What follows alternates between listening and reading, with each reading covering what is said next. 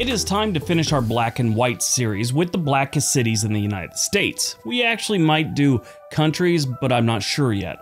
On that one, we might have to eliminate Africa and Scandinavia because it's like one's gonna be completely white almost, the other one's gonna be almost completely black. Let me know what you think in the comment section below. Anyway, I'm gonna give you the same intros I did for the other videos so we're all on the same page. I normally avoid race-related videos, but I had a bunch of requests for these. I wasn't comfortable with the subject and I didn't want to create videos where the comment section would look like some kind of Klan rally. And I didn't want people crying that I was being racist just because I was talking about someone's race or talking about race in general. It's not racist to talk about race. How you talk about race can be considered racist. Anyway, I had a long back and forth with one of my subscribers who happens to be a black gentleman, and he had a good point. He said I shouldn't worry about what people are saying in the comment section. He said if you're any kind of minority in this country, you already know who's out there on the internet. Then he quoted something I said in a video. He said, you could make a video about lime jello and someone would make it about race or politics, which the politics one is 100% true. When we had that conversation, it made sense to me. So a couple months back, I made the most Asian states followed by the most Hispanic states. I'd kind of struggled with whether I should do the black and white thing, but I finally decided it was time.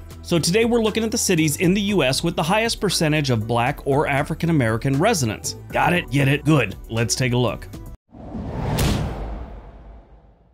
Number 10, New Orleans, Louisiana. This one might surprise people that haven't spent a lot of time in New Orleans. I haven't spent a bunch of time in New Orleans, but I was surprised at this one. Not that it's on the list, that it wasn't higher on the list. The black community in New Orleans is strong, and they've got a long history in the Big Easy. I mean, the incredible food and the music that has come out of New Orleans is 99% of the time from the black community. The city of New Orleans has about 383,000 residents, with the entire metro area having about 1.2 million. When we did the Blackest states video, I brought up all the musicians that had come out of Louisiana, mostly New Orleans. That's where a lot of them came from. One group of people I forgot to say was the Neville brothers. Extremely talented family there. You know, everyone focuses on Memphis when it comes to different types of music and stuff like that, in Nashville. In this part of the country, I think New Orleans is as important, if not more important, to music and musical history as those two.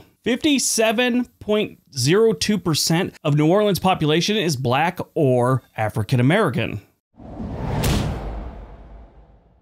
Number 9, Wilmington, Delaware. Wilmington, Delaware is its own city, and it's a major city, but it's also part of the Philadelphia-Camden metro area. Which, if you talk to most people, they'll just say it's part of the Philadelphia metro area. Most people like to forget Camden exists. But yeah, Wilmington is a pretty historic city. Wilmington, Delaware was built on the site of Fort Christina, which was the first Swedish settlement in North America. During the American Revolutionary War, only one small battle was fought in Delaware, but British troops occupied Wilmington shortly after the nearby Battle of Brandywine on September 11th, 1777. I almost said 1977 right there, and I'm sure that would have confused a lot of you, because everybody knows the only battle that was going on in 1977 was the battle to free the American public from the disco craze and polyester. Wilmington these days isn't the greatest city, but statistically they're kind of moving in the right direction. Crime's gone down a little bit over the last few years. The poverty rate has dropped. People are employed. You know, not giant numbers. They haven't made a complete turnaround, but they're heading in the right direction. 58.26% of Wilmington, Delaware's population is black or African American.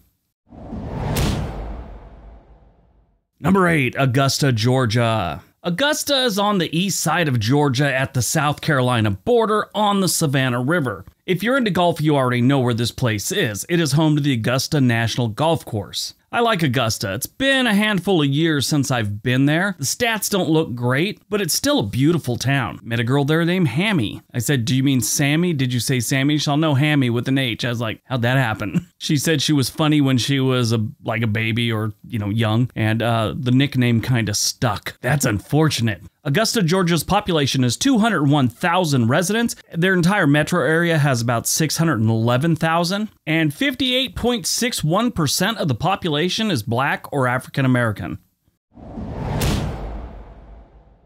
Number 7, Baltimore, Maryland. This one doesn't surprise me at all. What is surprising about Baltimore is they've kind of started to turn it around. This place has been dangerous and ugly for a long time, and a lot of tech companies have been moving there in the last couple of years. This is giving better jobs to the local community. Now, if the violent crime rate would go down a little bit, they'd be on the road to recovery. Baltimore, Maryland is just northeast of Washington, D.C., in case you don't know. Baltimore is where the great Cab Calloway grew up. He was born in Rochester, New York, but moved here when he was like 10 years old and was raised in Baltimore. Baltimore, for all its problems, has some amazingly beautiful parts. The city of Baltimore has a population of 576,000 residents, with the entire metro area having just under 3 million residents. And 60.42% of that population is Black or African American.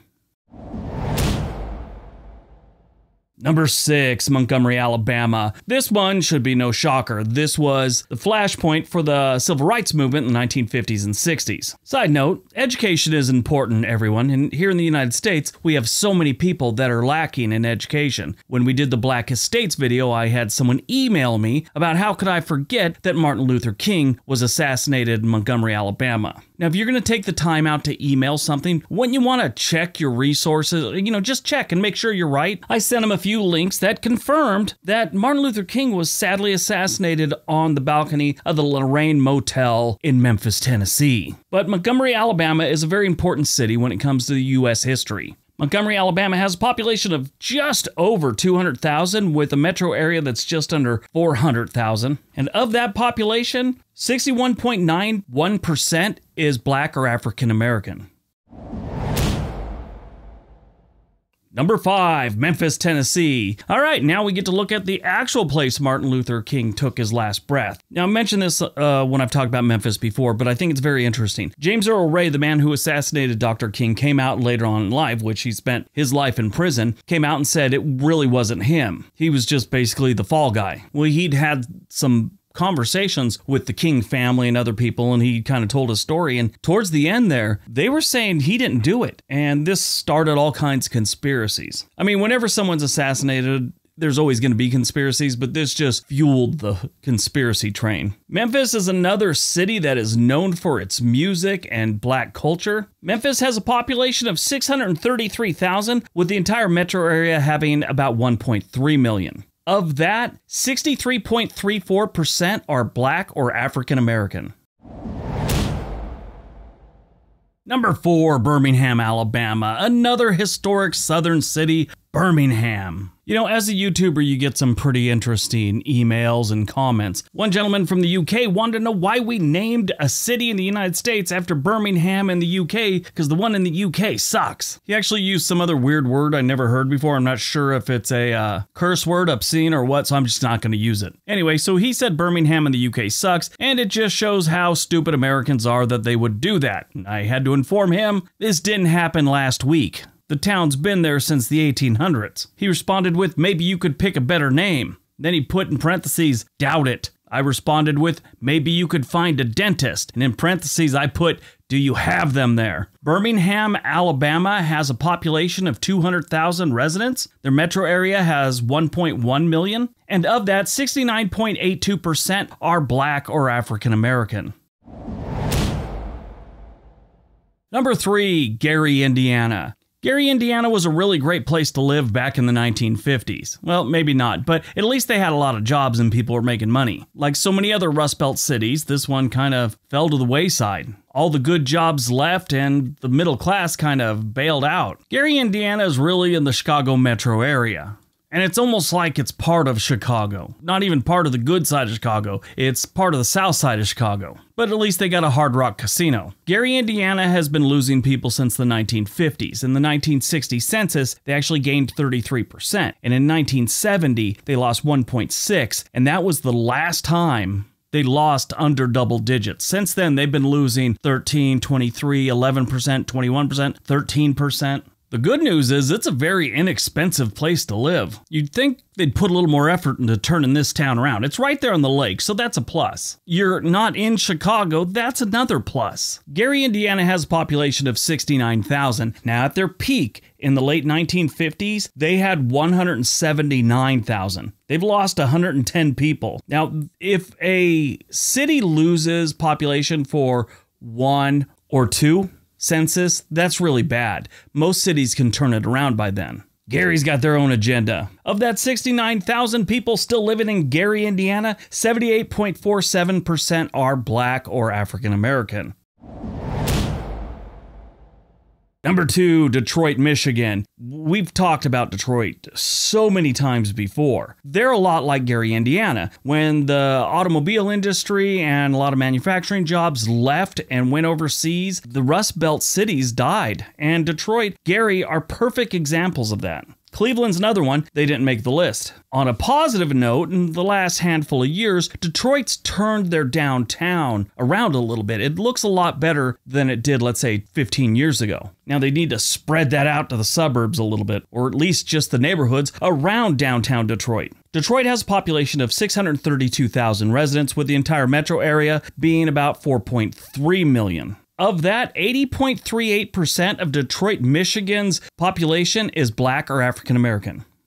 All right, before we get to number 1, don't forget we have another channel called On This Day. There's a link down below. We'd love it if you went over there and watched some videos and subscribed. All right, on to number 1.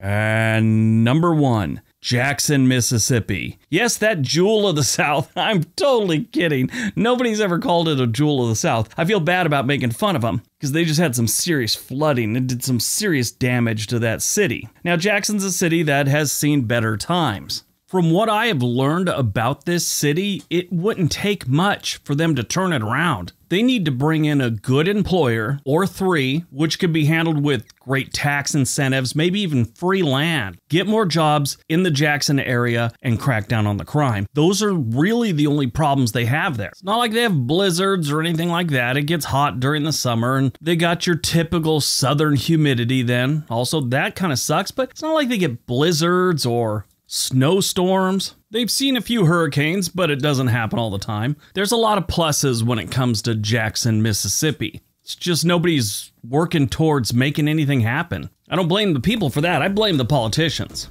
100%. Jackson, Mississippi has a population of 153,000 residents, with the entire metro area only being 576,000. So it's not like if they're going to turn this city around, they're not trying to turn it around for 2 million people, you know? Of Jackson's 153,000 residents, 80.45% are Black or African American.